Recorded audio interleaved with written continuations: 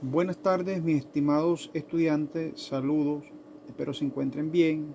Ok, en el día de hoy nos corresponde dar la clase número 8 de la Cátedra de Derecho Procesal Civil 1 en relación a la teoría general del proceso.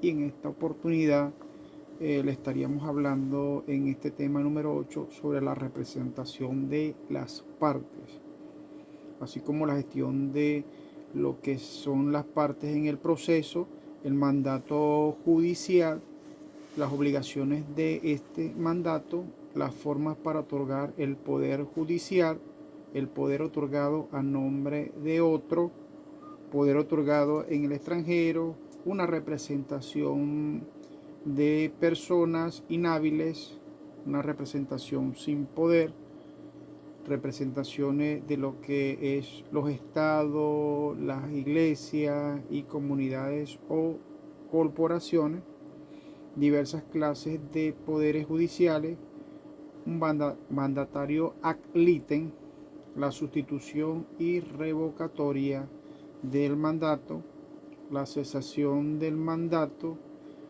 la terminación del mandato, la estimación de honorarios profesionales de abogado y lo que es la justicia gratuita. De esta manera sean todos bienvenidos a la clase número 8 de Derecho Procesal Civil 1, Teoría General del Proceso. Quienes hablen esta oportunidad y se les presenta para explicar la clase correspondiente el doctor Over José Martínez Pérez, abogado especialista en Derecho Penal Internacional. Así que sean todos bienvenidos, los veo que están conectados y ya tomamos en cuenta la asistencia para los efectos de sus debidas evaluaciones. En el tema número 8 vamos entonces de una forma tratar lo que es la representación o de alguna forma explicar la representación de las partes. Las partes, según lo que establece el artículo 136 del Código de Procedimiento Civil o norma adjetiva, tiene el derecho por gestionar personalmente lo que son sus intereses en juicio o por medio de apoderados. La ley de abogados señala entonces que las partes pueden estar representadas en todos los actos de juicio por un profesional del derecho, ya que son anteriores a lo que se requería cuando se tenía en cuenta la presencia de un abogado para la asistencia o a un determinado actos que son importantes. La ley habla entonces en relación a lo que es los medios de los apoderados y que estas deben entenderse como tales. Las personas que gestionan los litigantes en juicio conforme a las facultades que les han sido conferidas en una forma auténtica, el apoderado o representante de la parte litigante que debe comparecer sobre todo en un proceso previsto de un instrumento auténtico que es otorgado por la parte, el cual debe contener las facultades que les han sido conferidas a objeto de desempeñar la representación a cabalidad y en conformidad al mandato que les ha sido conferido. Eso es muy importante que lo tengan, muchachos, en cuenta. El mandato judicial. Este mandato judicial entonces aparece como una simple oferta que hace que el mandante al apoderado. Muchas veces un cliente de alguna forma en consulta al abogado, acude entonces a una notaría pública y le otorgan también un poder judicial. Allí lo que existe entonces es simplemente una oferta del demandante para que ese abogado ejerza lo que es la representación, lo cual no significa que se haya perfeccionado el contrato del mandato procesal, puesto que para ello es necesario la aceptación expresa o tácita del apoderado allí señalado. En la práctica, este mandato judicial es la aceptación tácita, ¿no? Es la más usual, la más común, que se entiende y se extiende mediante el simple ejercicio de las facultades que le han sido conferidas mediante ese poder. Existen unas diferencias entre el mandato civil y el mandato procesal. En el mandato civil tenemos que es un contrato que se estudia, un contrato que se estudia en cuanto a la materia específica sustantiva, y que el contrato de mandato tenemos que es un mandato procesal que reúne de alguna forma ciertas características que son propias de lo que distinguen claramente lo que es el mandato civil. Existen unas diferencias entre el mandato civil y lo que es el mandato procesal. El mandato civil puede constar o no en forma escrita, que puede ser incluso hasta tácito. Y el mandato procesal tiene que ser expreso y constar en forma escrita y auténtica. La autenticidad, muchachos, entonces, como les había indicado anteriormente, sí, viene dada en el caso que es un requisito ad sustancia, puesto que es un mandato procesal conferido simple documento privado, aún reconocido, no tendrá el carácter de tal, ya que nuestro Código de Procedimiento Civil exige sobre todo lo que es la determinación en el sentido que el poder para actos judiciales debe constar en forma auténtica. En el artículo 151 de nuestra normativa adjetiva, es decir, nuestro Código de Procedimiento Civil, preceptúa lo que es la escritura de mando y que debe constatar en forma auténtica, para indicar con ello que no basta que en otras partes que el poder conste en forma privada, no que sea tácito o verbal. Esta exigencia de que el poder conste en forma auténtica es que se pueda ser tenido como un verdadero en todo el territorio de la República Bolivariana de Venezuela. Entonces se desprende que la escritura pública que debe presentarse como representante es el mandato judicial. Esta figura jurídica tiene por finalidad promover lo que es las facultades del mandatario que represente a su conferente en asuntos judiciales, bien sea contencioso o de jurisdicción voluntaria. De esta forma es importante el mandato conferido de representación para esta persona poder actuar, ¿no?, en los tribunales en nombre del que le confiere la representación, la cual habrá de realizarse de acuerdo con facultades que contenga la escritura del mandato. En resumen, mis estimados compañeros, muchachos de la Universidad José María Vargas, en resumen podemos indicar que el mandato voluntario es un contrato, ya que se requiere que para su realización el concurso de voluntades del conferente y del mandatario, pero sin que sea prescindible la aceptación del mandato de modo expreso y en el mismo acto de conferimiento del poder, ya que, como vimos anteriormente, en la aceptación tácita es la más usual, la más común, que se exterioriza mediante un simple ejercicio judicial que podemos definirlo como el contrato en virtud del cual una persona confiere a otra las facultades suficientes para representarla en juicio. La representación es lo que caracteriza al mandato, ¿no?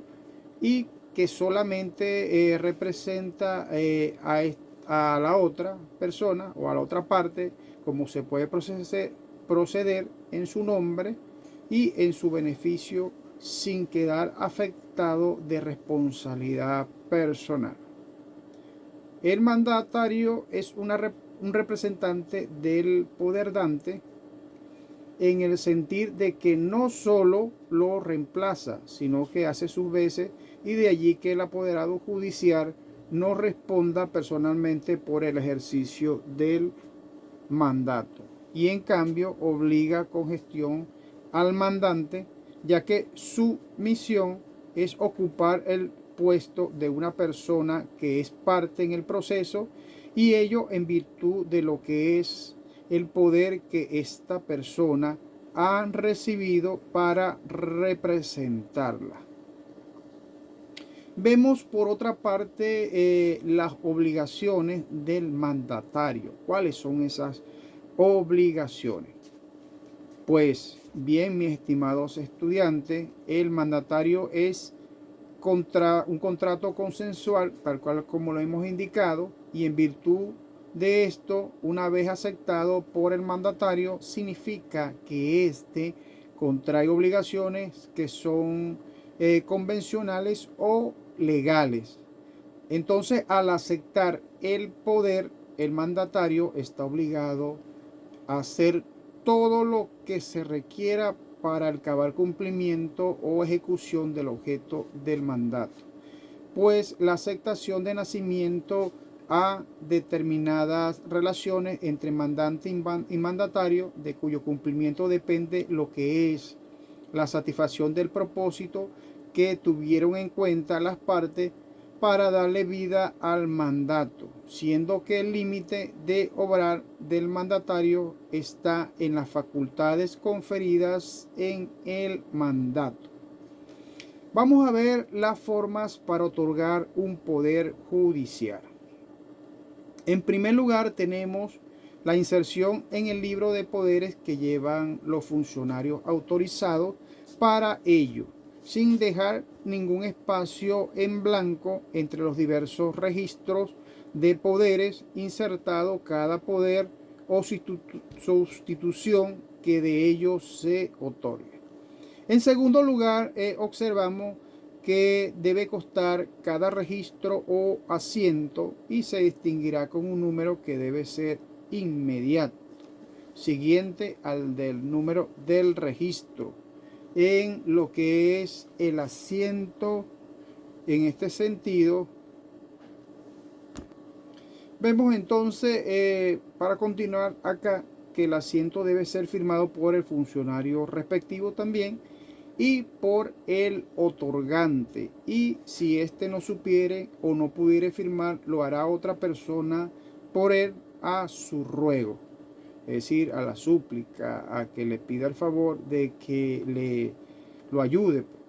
Y la falta del cumplimiento de estos requisitos de otorgamiento de poder, a excepción del envío de copias al registrador, vicia, por supuesto, lo que es el otorgamiento, ¿no? Toda vez que desvirtúa su autenticidad y da lugar a las cuestiones previstas en el ordinal tercero del artículo 346 de nuestra normativa adjetiva. Por lo general, en la ciudad de Caracas y en los estados Aragua, Carabobo, Zulia, Lara, generalmente los poderes se otorgan ante funcionarios que se denominan notarios públicos, en tanto que en las ciudades donde no existen notarías, los mandatos se otorgan ante juzgados respectivos, ya que estos juzgados tienen funciones notariales. Ahora vamos a ver, muchachos, lo que es un mandato apud acta. Los mandatos también pueden ser otorgados apud acta, que significa al pie del acta, es decir, que en las propias actas del proceso del que se trate y donde va a surtir los efectos. Este poder se otorga mediante una diligencia escrita por ante el tribunal correspondiente, debiendo dicha diligencia ser certificada por el juez y ordenar su traslado o inserción en el libro de poderes que se lleva en el tribunal. Este poder puede ser otorgado, mis estimados estudiantes, para cualquier clase de procesos civiles, ya que todos los tribunales tienen facultades para el otorgamiento de este tipo de poderes apud acta, según lo que establece el artículo 152 del Código de Procedimiento Civil. Vamos a ver ahora el poder otorgado a nombre de otra persona o a nombre de otro, un tercero. Según el artículo 155 de nuestra normativa adjetiva, en la forma imperativa exige que el otorgante o al otorgarse un poder a nombre de otro, se presentará el instrumento, esto es la escritura, lo que es el mandato, que le legitime la representación con la cual se obra, a fin de que el juez o el notario ante el cual se otorga el poder lo autentique, copiándolo y certificándolo seguidamente o a continuación.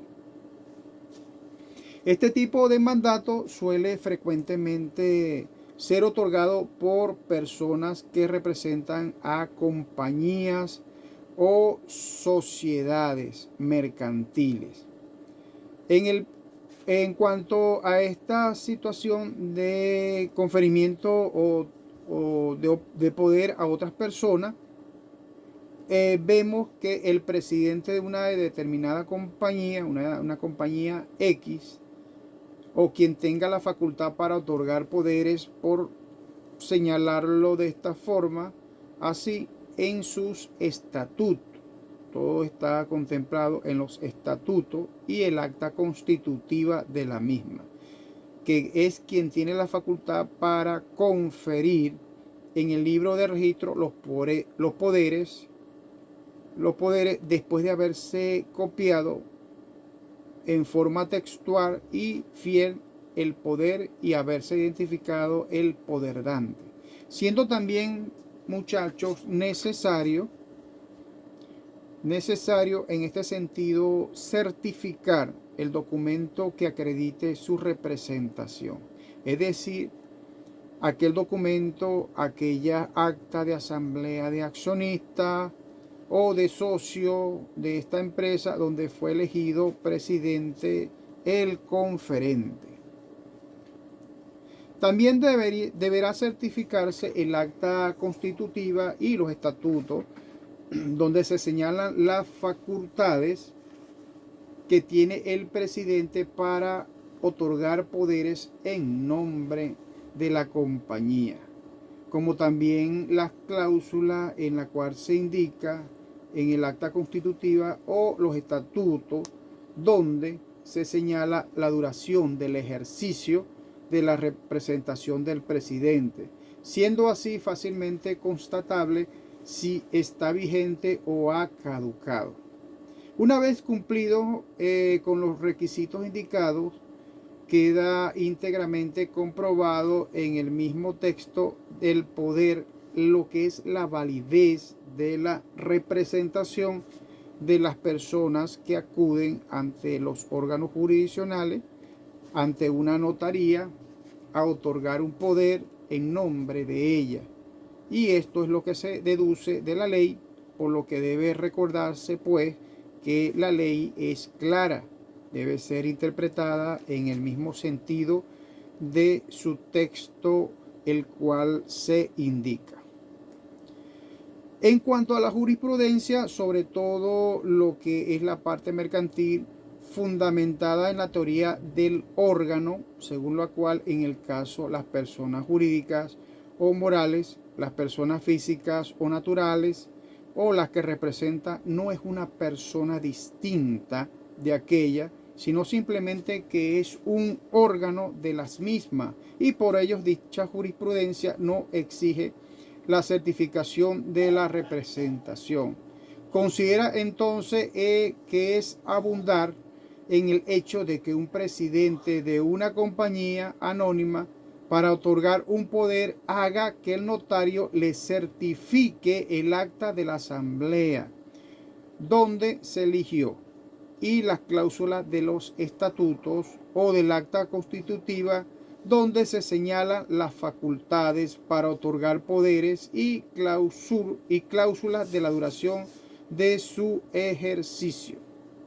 Aquí se considera entonces que no es necesario porque esta teoría del órgano identifica al presidente de esta compañía con la compañía misma, ya que el presidente no actúa como representante de la compañía, sino como órgano de esta, o órgano de la misma.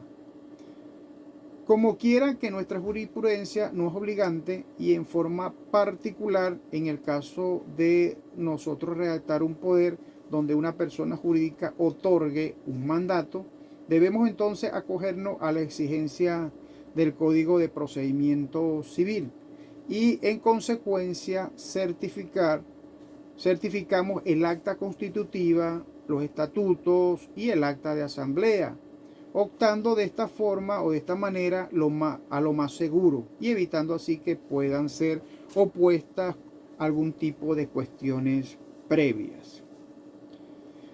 Es importante también tomar en cuenta como nota y traemos a colación que actualmente la forma tecnológica que está atravesando nuestro país, actualmente todos los procesos se están realizando a través de forma online o a través de la plataforma del Servicio Autónomo de Registros y Notaría, es decir, a través de la página web del SAREN, el cual todos los documentos que vayan a consignarse serían en forma digitalizada, con un máximo, a veces te piden de 2 megabytes, 5 megabytes y en su máximo de 10 megabytes.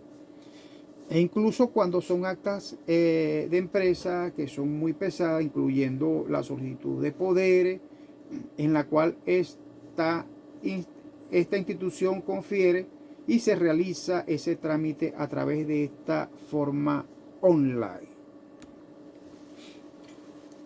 Generalmente, mejor dicho, al principio nos ha costado mucho adaptarnos al nuevo sistema, porque estamos acostumbrados a ir a las notarías, a ir a los registros, a acercarnos hasta allá de forma personalizada, ¿no? Y entonces cuando hacen estos cambios, por supuesto, mucha gente les ha costado, ¿no? O les cuesta todavía adaptarse a los nuevos cambios, a las nuevas tecnologías, a las digitalizaciones y toda esa revolución tecnológica que de alguna forma llegó para quedarse, ¿no? Y la cual nos parece de alguna forma muy dinámica y práctica y que por supuesto también nos ahorra un poco de tiempo. Sin embargo, siempre el abogado tiene que estar llegándose hacia las notarías, trasladándose a las notarías, a los registros, para hacer la interacción con el ser humano, ¿no? En este sentido, porque no sabemos quién está detrás de ese sistema, ¿sí? Sobre todo cuando introducimos un escrito y que tenemos una persona que nos está haciendo las correcciones de acuerdo a sus criterios, ya que acuérdense que todo el mundo tiene unos criterios totalmente diferentes. Nosotros como abogados manejamos criterios diferentes y siempre hay lo que se llama las correcciones, ¿sí? Entonces vemos que en ese instituto, por supuesto, también realizan correcciones y para nosotros es ganar un poco más de tiempo, en el sentido de que se nos hace más práctico porque donde estemos podemos de alguna forma ingresar a través de la página web del SAREN y realizar la solicitud pertinente de lo que queremos o pretendemos realizar. Ahora vamos a ver el poder otorgado en el extranjero. Se dispone entonces, según el artículo 157 del Código de Procedimiento Civil, si el poder se hubiese otorgado en un país extranjero que haya suscrito el protocolo sobre lo que es la uniformidad del régimen legal de poderes y de la conservación interamericana sobre el régimen legal de poderes para ser utilizados en el extranjero. Deberá entonces llenar algún tipo de formalidades, por supuesto, establecida en dicho instrumento. En caso contrario, deberá tener las formalidades establecidas en estos instrumentos y que debe tener las formalidades de las leyes en el país de su otorgamiento. Es decir, que se van a regular de acuerdo al país en el cual se realice estos trámites, estas solicitudes. En ambos casos, el poder deberá entonces estar legalizado por un magistrado del lugar o por el otro funcionario público competente y por supuesto un funcionario consular de Venezuela o en su defecto de una nación que sea amiga. En el caso de haberse otorgado en idioma extranjero, el poder se traducirá al castellano por intérprete público en Venezuela. Pues recuerden que el idioma oficial lo establece nuestra Constitución de la República Bolivariana de Venezuela, que es el castellano, por supuesto, y las lenguas indígenas, pero en nuestro caso sería ya el oficial, el número 1, el castellano. Podrán también otorgarse el poder ante un agente de servicio exterior de la República en el país del otorgamiento, sujetándose a las formalidades establecidas en el presente código. Ahora vamos a ver, muchachos, la representación de personas inhábiles. Esta situación está referida al modo como deben comparecer en juicio las personas que no tienen el libre ejercicio de sus derechos civiles. Esta situación se contrae mucho en cuanto a la persona de los litigantes, bien sea de forma actora o demandado, que carecen de personalidad jurídica necesaria para poder actuar en sí misma, es decir, de forma personal en sus relaciones con personas naturales o entidades jurídicas y morales. De esta forma se requiere entonces que estas personas estén asistidas o autorizadas según las leyes que rige su estado o capacidad.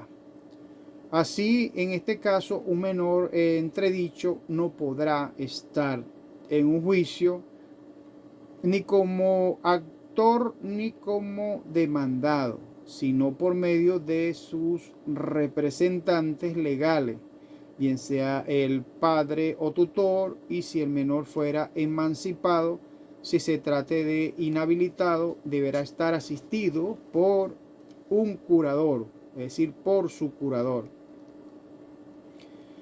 Ahora vamos a ver la representación sin poder. ¿Cómo es eso? Bueno, según lo establecido en el artículo 1168 del Código de Procedimiento Civil, permite la razón del parentesco o de la comunidad del interés en que una persona pueda presentarse en juicio como actor sin poder por otra, ¿no? Asimismo, cualquier abogado en ejercicio conforme a la ley de abogado puede presentarse en juicio por el demandado sin poder. aduciendo o invocando el artículo 168, puesto que la ley señala que para representarse como demandado se requiere que reúna las cualidades necesarias para ser apoderado judicial. A razón del precepto de la representación sin poder para actuar como actor, no es otra cosa que actuar en cuanto al interés y beneficio del representado por los vínculos de la sangre o relaciones de negocio.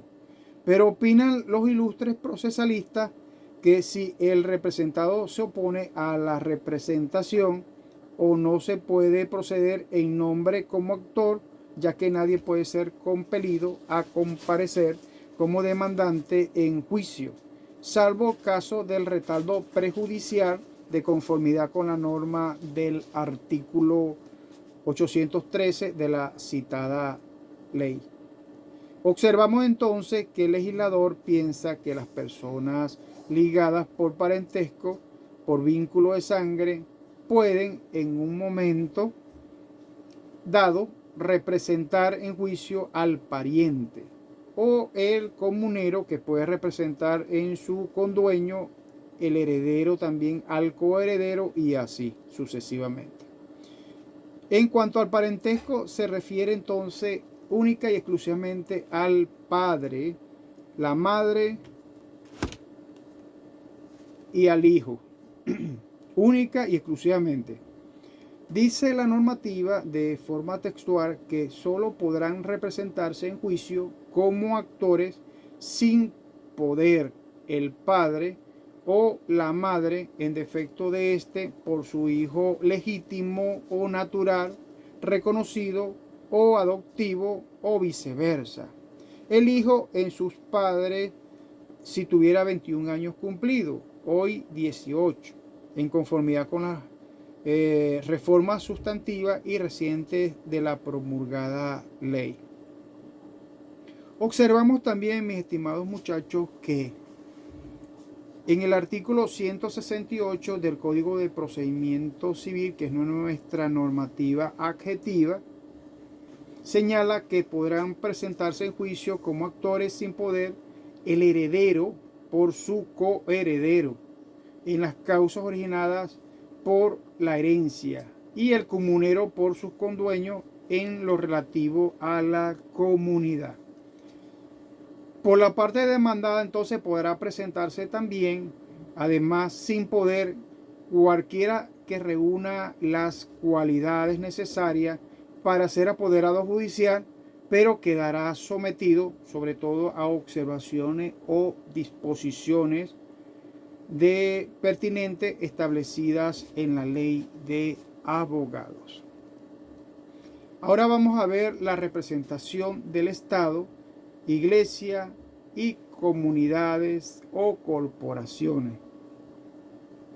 Según el artículo 138 y 139 del Código Adjetivo, disponen lo siguiente. En el artículo 138 se indica que las personas jurídicas están o estarán en juicio por medio de sus representantes según la ley. Los estatutos o sus contratos, si fueran varias las personas investigadas de su representación en juicio, la citación entonces se podrá hacer en la persona de cualquiera de ellas. Y el artículo 139 de esta misma normativa indica que las sociedades irregulares, las asociaciones y los comités que no tienen personalidad jurídica estarán en juicio por medio de las personas que actúan por ella o las cuales los asociados o componentes han conferido la representación o dirección. En todo caso, mis estimados estudiantes, son aquellos que han cobrado en nombre y por cuenta de la sociedad una asociación o comité. Son personal y solidariamente responsables de todos y cada uno de los actos que realicen. Según la normativa contenida en estos artículos, es decir, los artículos 138 y 139, contenida en estas normativas, que el Estado, las iglesias y demás comunidades o corporaciones serán representadas en juicio por sus personas autorizadas al efecto. Las sociedades por el socio o los socios o quienes el contrato le dé autorización. Y por supuesto los procuradores, los vicarios, los rectores, los administradores, etc. La testamentaria podría entonces ser representada por el correspondiente albacia en los casos establecidos en el Código Civil. Ahora vamos a ver lo que es las diversas clases de poderes judiciales. Se pueden clasificar el mandato procesal en mandato general y mandato especial. El mandato general, ¿qué es? Se trata de un poder general donde se le confiere al apoderado una facultad general de representación para toda clase de juicios y asuntos judiciales. En el mandato especial, este mandato consiste en que las facultades que le confieren al apoderado en el texto del poder son específicamente para la realización de un determinado acto en el proceso o para juicio determinado. Entonces, ponemos como ejemplo cuando se confiere a un abogado un poder para realizar la promoción de prueba. Aquí el poder está entonces suscrito solo a la realización de este acto.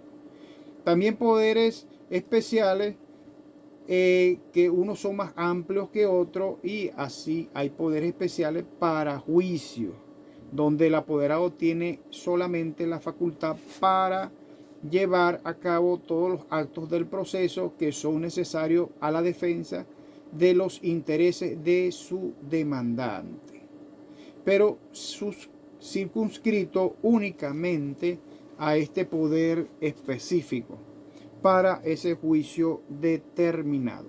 O sea que todos esos poderes tienen una determinación, tienen una finalidad.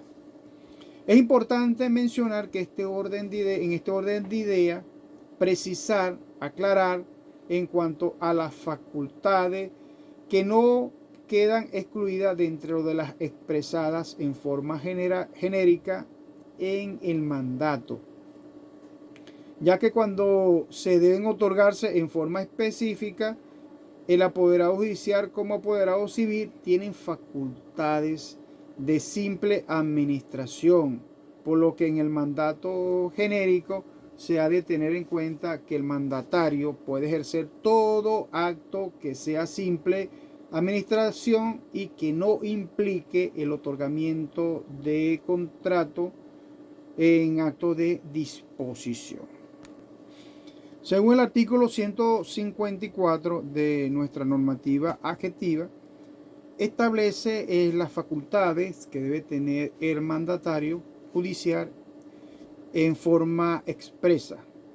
Y en este respecto señala lo siguiente: el poder faculta entonces al apoderado para cumplir todos los actos del proceso que no estén reservados expresamente por la ley a la parte misma, pero para convenir en la demanda, desistir, transigir, comprometer en árbitro, solicitar la decisión según la equidad, hacer posturas en remate, recibir cantidades de dinero y disponer del derecho en litigio, se requiere facultad expresa. Entonces vemos que el mandatario procesal ha de entenderse que es necesario que este apoderado se le haya facultado específicamente para desistir, transigir, convenir, hacer postura en remate y someterse a asuntos de árbitro o arbitradores para hacer de alguna forma valer esos derechos y darse por citado o notificado, diferir el juramento, absorber posiciones juradas y todas estas facultades que deben constar expresamente en este poder. Y ello porque las mismas conllevan al acto de disposición. En el desistimiento, por ejemplo, el acto se renuncia en forma unilateral a sus representaciones, es decir, que se renuncia al derecho subjetivo que de él se autoasigna. Vemos entonces que el desistimiento de la acción pone fin al juicio, pone fin también a la controversia y tiene fuerza y carácter de cosa juzgada.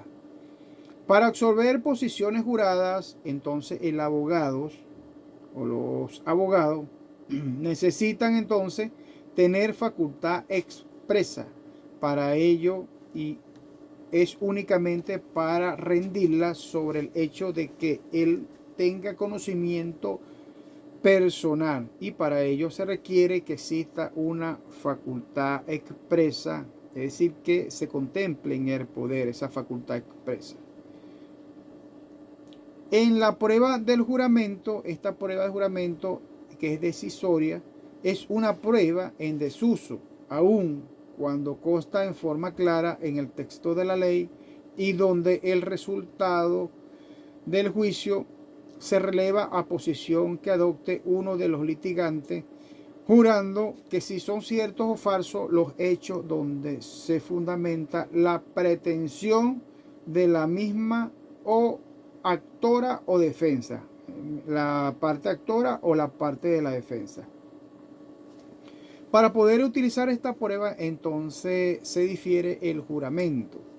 Es necesario tener entonces una facultad expresa por parte del apoderado, porque en el fondo este expone el proceso, su resultado, sujetándose también a lo que es el juramento de la otra parte.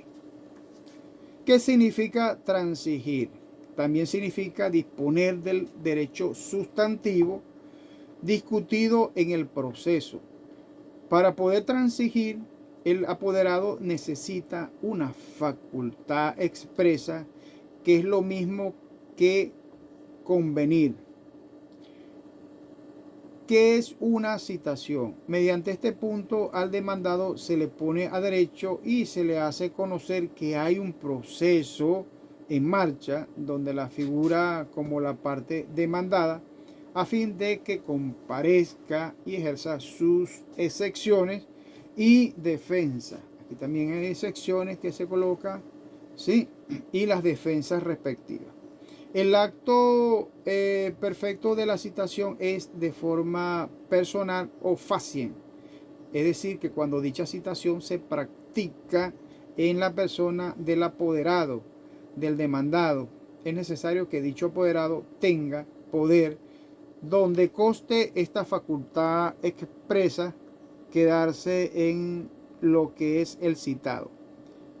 En este punto vemos necesario hacer un comentario del artículo que contempla esta disposición, o sea, del artículo 217 de nuestro código adjetivo, el cual preceptúa lo siguiente.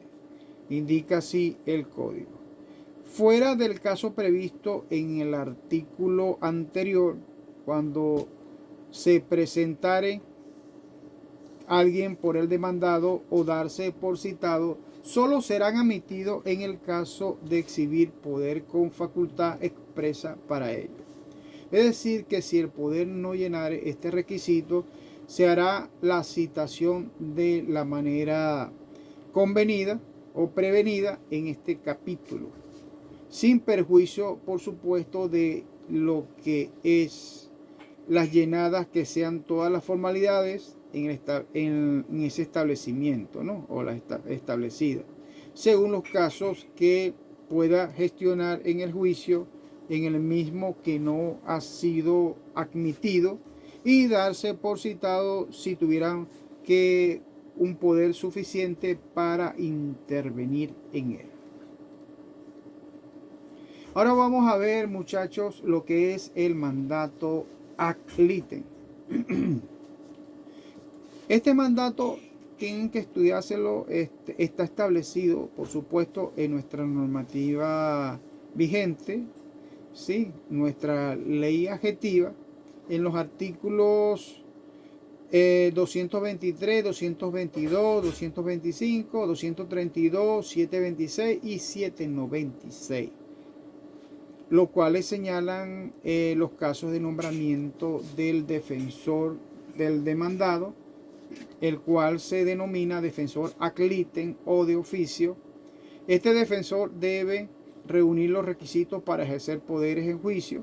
Cabe destacar que el defensor tiene los deberes y facultades del abogado en ejercicio de su profesión, pero no puede convenir, desistir, como tampoco transigir, puesto que tales facultades pueden ser expresadas en el poder.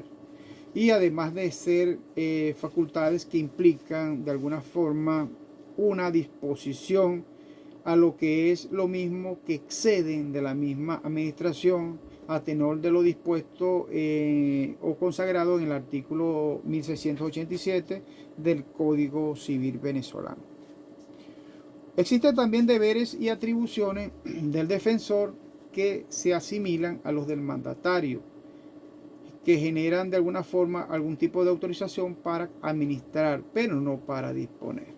En todo caso, estos actos son necesarios, que se debe realizar todo para la sustanciación y la decisión del juicio hasta la sentencia definitiva, pudiendo intervenir en fase de ejecución y representada al demandado en todos aquellos actos para los cuales no se requiera facultad expresa, pero no puede convenir, desistir, comprometer en arbitradores o árbitros de derecho y otros actos que sean de una simple administración.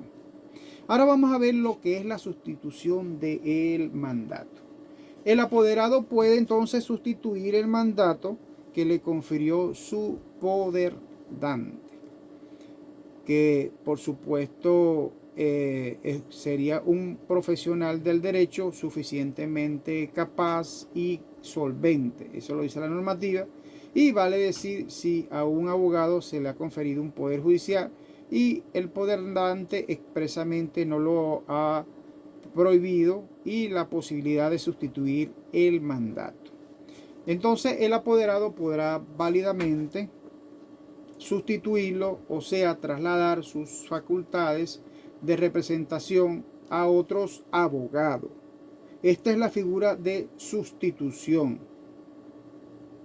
Hay, por tanto, cuando el abogado sustituyente y el abogado sustituido, una medida de prevención y de diligencia que de alguna forma el abogado que sustituye se reserve el ejercicio del poder, en el entendimiento de que no quiera desprenderse en forma total y definitiva del mandato que se le confirió su poderdante.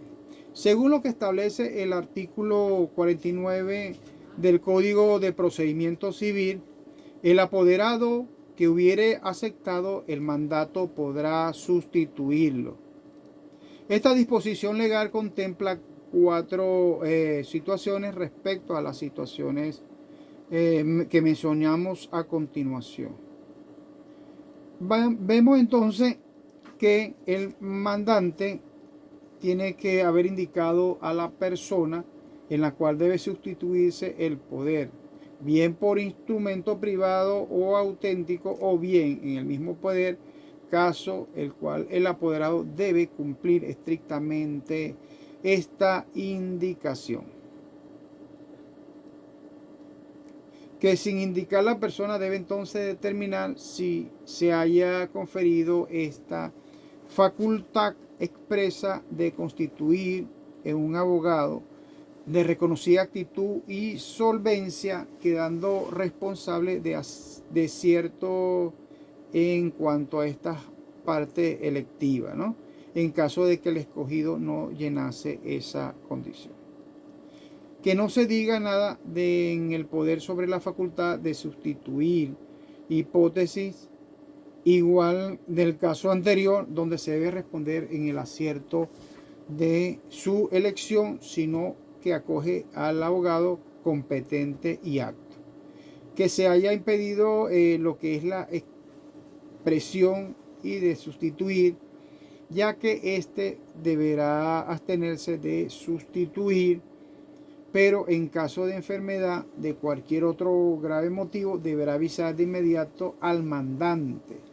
O sea que por cualquier cambio tienen que llamar al mandante para que él provea de alguna forma lo conducente, qué es lo que va a realizar, a qué atenerse, si nombra a otra persona, etcétera, etcétera, etcétera.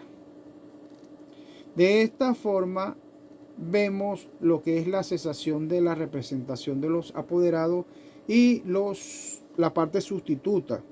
Con respecto a este artículo, este comentario está establecido en el artículo 165 de nuestra normativa adjetiva, que es la representación de los apoderados y sustitutos, que cesa.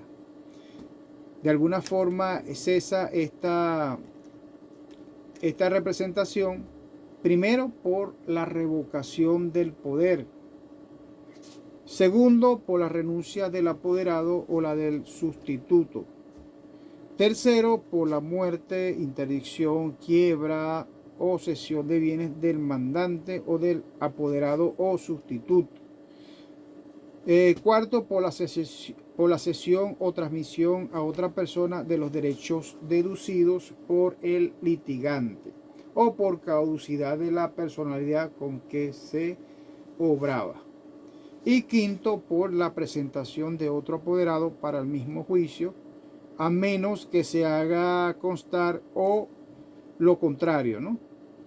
A sola presentación personal de la parte en juicio no causará la revocatoria del poder ni la sustitución, a menos que se haga constar al contrario. La revocatoria del mandato. La aceptación del mandato no es obligatoria. Igual de manera, el poder dante tampoco está obligado a mantener un mismo apoderado en el ejercicio del poder. Por ende, puede revocarlo en cualquier momento. La revocatoria es una causa de extinción del mandato, de conformidad con lo establecido en el artículo 1704 de nuestra normativa adjetiva. De igual manera, se renuncia al mandato y extingue, por supuesto, al mismo, según lo establece el artículo 165 de nuestra normativa adjetiva, que indica que el mandatario dejará de representar al poder dante. La revocatoria del poder, la cual puede ser expresa o de forma tácita. La revocatoria expresa surte efecto entre los mandantes y el mandatario, como también frente a lo que son terceras personas, cuando la revocatoria se hace en forma privada por carta o telegrama y comunicación exclusivamente al apoderado. Solo entonces surte efectos frente a él, pero no frente a los terceros. Vemos entonces que la revocatoria expresa puede ser efectuada en forma auténtica y en este caso solo produce efecto frente al mandante y mandatario. Igual lo que hace frente a tercero.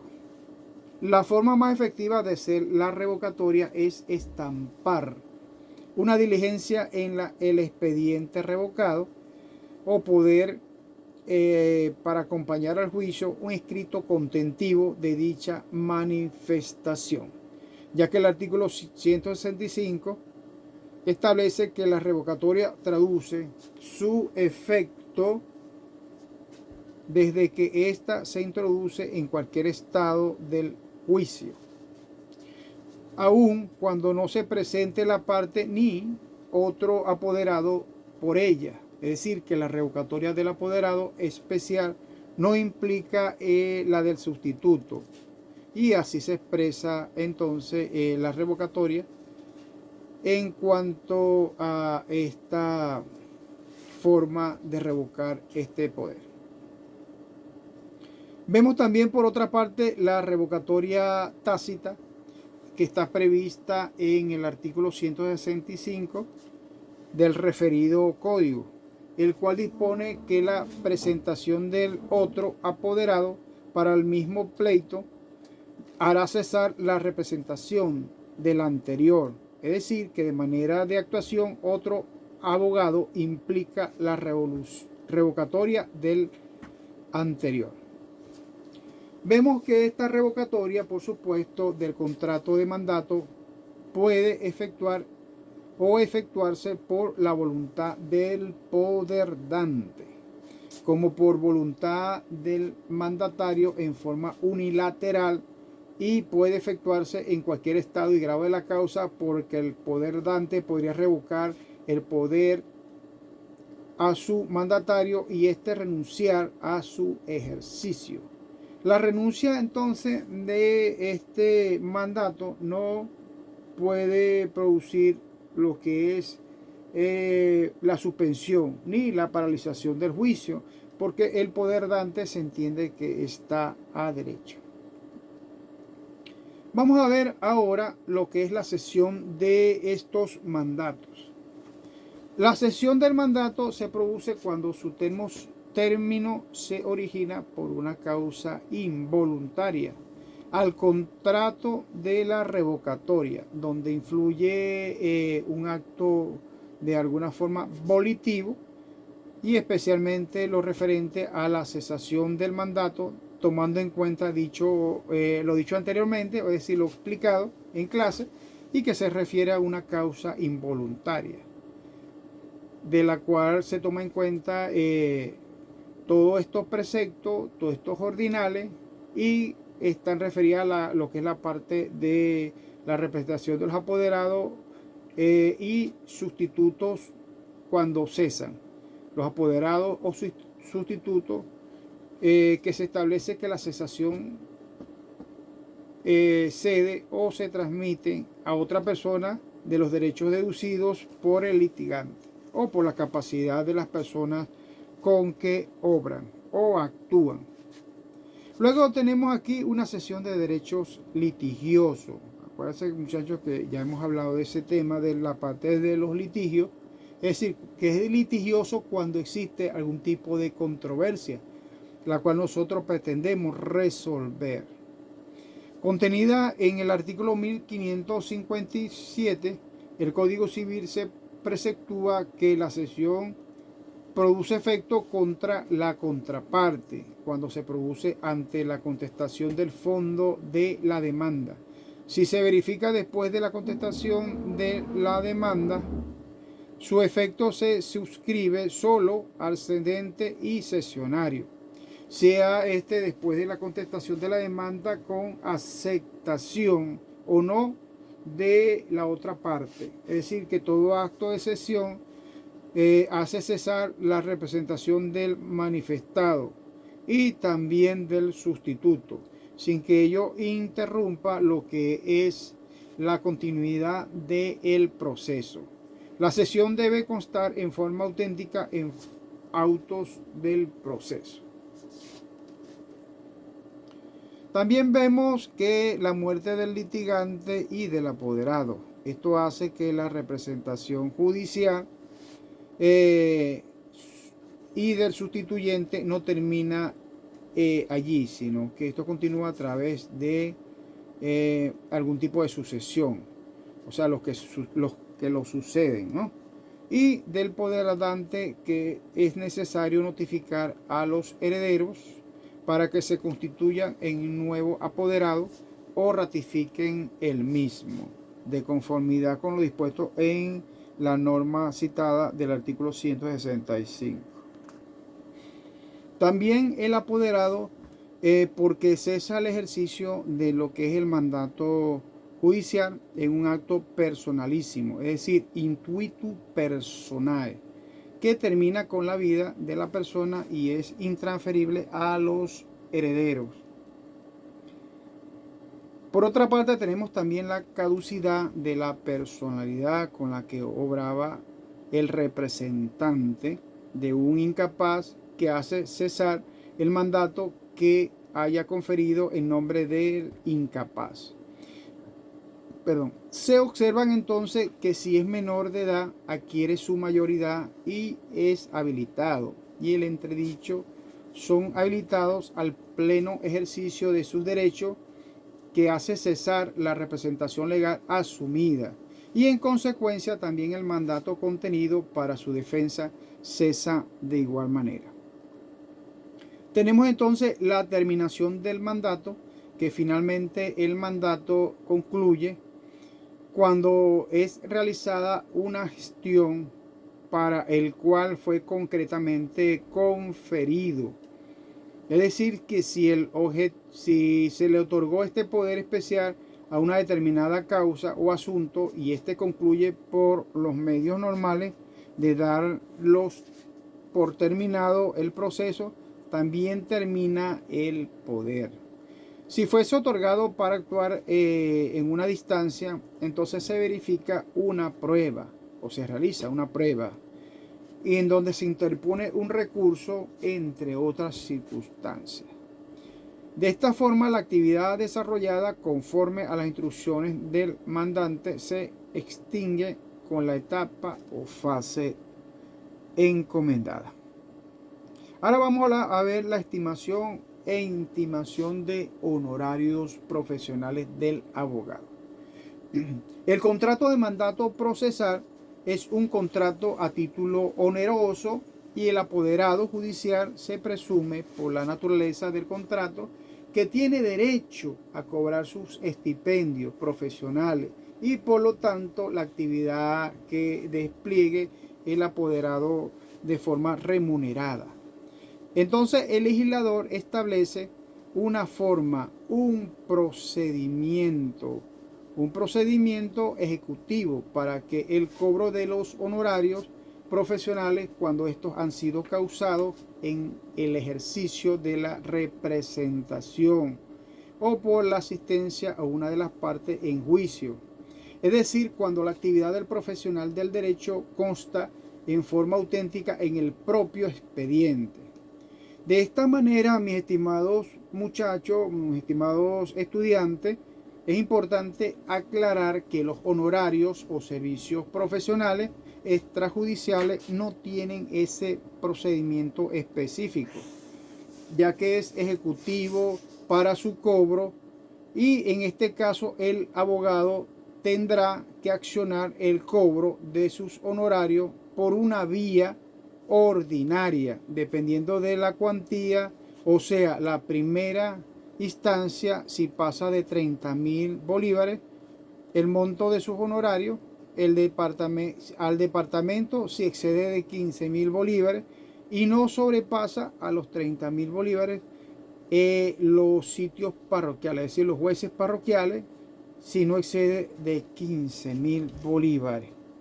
Según el artículo 167 del Código de Procedimiento Civil venezolano, establece que cualquier estado del juicio, el apoderado o el abogado asistente podrá estimar sus honorarios y exigir ejecutivamente su pago, es decir, en cualquier estado de la causa. No necesariamente tiene que ser al inicio, en forma intermedia o cuando ya termine, no, en todo estado de la causa. Salvo el derecho de retasa que se hace en este sentido, que es una disposición que está directamente concatenada con la disposición del artículo 22 de la Ley de Abogados, según la cual el ejercicio de la profesión de abogado da derecho a percibir o recibir honorarios por los trabajos judiciales y extrajudiciales que este abogado o este profesional del derecho realice. Este derecho tiene al abogado para exigir el pago de honorarios, que este procedimiento es el cobro de honorarios, toda vez que el profesional del derecho puede estimar e intimar el cobro de sus honorarios profesionales en todo estado y grado de la causa. Así lo manifiesta. Entonces, este artículo 286 del texto adjetivo establece que las costas que debe pagar la parte vencida por honorarios profesionales del apoderado de la parte contraria estarán sujetas a retasa y que en ningún caso los honorarios excederán del 30%. O sea, tiene que llegar máximo hasta el 30% de lo que se pretenda, ¿no? Del valor de lo litigado. Cuando intervengan varios abogados, la parte vencida solo estaría entonces obligada a pagar a los honorarios por el importe de lo que perciba, no solo sin perjuicio del derecho de retasa. Esta es la primera limitación que encontramos para establecer o estimar de alguna forma el monto de nuestros honorarios como abogado. Luego vemos de alguna forma la justicia, para terminar, lo que es la parte de la justicia gratuita. Hemos escuchado actualmente lo que es la parte de la justicia gratuita y por supuesto se han realizado a través de operativos móviles del Tribunal Supremo de Justicia, en el cual se realiza de alguna forma llegada a la persona que no tiene para costear un abogado que les realice esos trámites y que se realizan a través de estos móviles, ¿no? De estos tribunales móviles que de alguna forma les gestiona y que les es más económico por el tema de procesar económico. Y entonces este código, el código anterior de este instituto se denominaba lo que era la parte auxiliadora, por lo que era la declaración de pobreza y de las declaraciones pobres se denominaban entonces asistido a la reserva. A esto estaba referido a lo que es la parte de la justicia gratuita. Se consideró entonces el legislador que este nuevo nombre de justicia gratuita está más acorde con el propósito de lo que es la finalidad que se persigue con dicho instituto. El código estamos comenzando que se ha simplificado el procedimiento a la solicitud de la declaración de pobreza y que puede proponerse en todo estado y grado de la causa. Es lo que acordamos también allí y lo que hemos revisado en relación a esta doctrina de la justicia gratuita. Nuestro Código de Procedimiento Civil es mercenario y su impulso es a instancia de parte, por lo que implica gastos que los litigantes deben suministrar a los fines de que pueda desarrollarse el proceso. Puede ser que los procesos civiles son costosos. Tanto en los juicios civiles como en los mercantiles, cada actuación hay que satisfacer lo que es la parte de los derechos de arancel judicial, como también utilizar timbres fiscales en sustitución del expediente cuando se certifican diligencias, autos o cualquier clase de actuación en el expediente. En materia civil y mercantil se litiga en papel sellado, siendo también observar que se requiere también el pago de derechos para ese arancel judicial en los casos que se ordena la citación del demandado, como también el pago de la citación cuando es encargado de llevar a cabo la expedición de copias, entre otros. También cuando se sacan copias certificadas, que se requiere pagar gastos de alguna forma arancelaria. Y los gastos que origina la práctica de medidas preventivas de embargo y secuestro, como también medidas ejecutivas en lo que es los embargos y secuestro, como hablamos anteriormente. De esta forma hay que añadir que la representación de las partes de los procesos causa honorarios profesionales para los encargados de la representación, de este caso, a sus abogados. En algunos procesos entonces vemos que se litiga en papel común, al igual que se hace en el proceso laboral y en materia de menores. Bueno, muchachos, hasta aquí vamos a ver la clase.